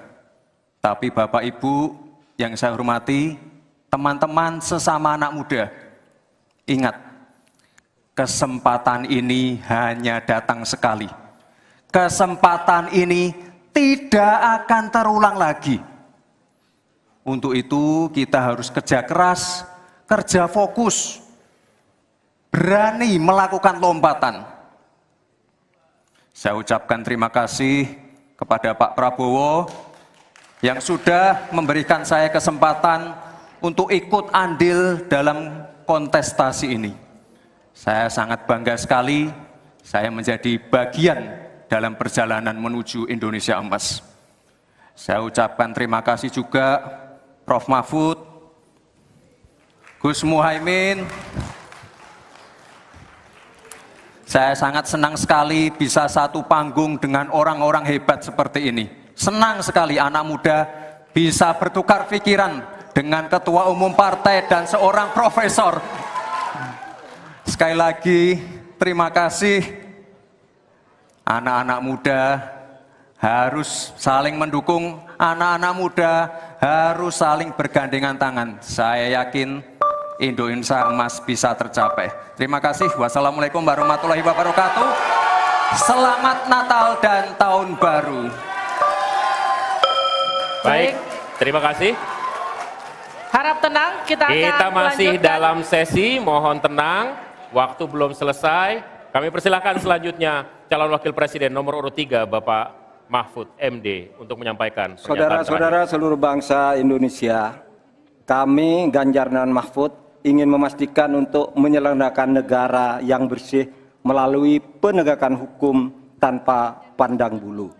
Ganjar Mahfud menyiapkan 21 program unggulan senilai 2.500 triliun rupiah selama 5 tahun, yaitu 1. 17 juta lapangan kerja, 1 desa, 1 fasket, 1 nakes, 3 uang saku kader posyandu, 4 10 juta hunian, punya rumah semudah punya motor, 5 sekolah dapat gaji, lulus pasti kerja, 6 1 keluarga miskin, 1 sarjana, 7 perempuan maju, 8 buruh naik kelas, 9 kuliah gratis untuk anak prajurit dan bayangkara, 10 mudah berusaha termasuk UMKM dan koperasi, 11 masjid sejahtera, pengurus masjid terlindungi, 12 guru ngaji dan guru agama lain digaji, pasokan pangan aman, harga enak di kantong, lansia bahagia, anak cucu gembira, 15 petani bangga bertani, 16 di laut kita jaya, nelayan sejahtera,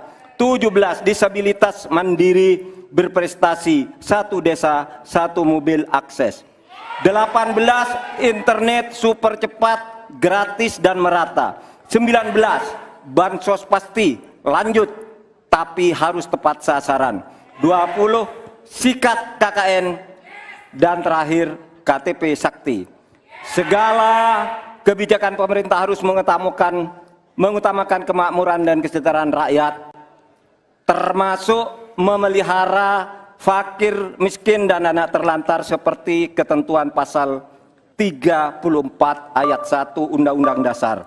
Semoga niatan baik dan keikhlasan kami mendapat ganjaran ilahi dan tercatat di Lauhil Mahfuz. Selesai. Kita berikan aplaus dan apresiasi yang paling meriah untuk ketiga calon wakil presiden kita. Saya undang Pak Muhaimin, Pak Gibran, dan Pak Mahfud untuk ada di tengah. Untuk ada di tengah lingkaran merah ini, kami juga memohon agar Pak Anies, Pak Prabowo, dan Pak Ganjar mendampingi calon wakil presiden masing-masing. Kami persilakan para Ini adalah calon presiden. calon-calon pemimpin kita yang dapat Anda pilih nanti di tanggal 14 Februari 2024. Kami juga mengundang Ketua KPU dan seluruh anggota KPU untuk bergabung bersama kita di sini. Mudah-mudahan debat kedua kali ini dapat memberikan referensi kepada Anda, menjadi hasanah bagi Anda untuk menentukan siapa yang Anda pilih. Ada 1, ada 2, ada 3.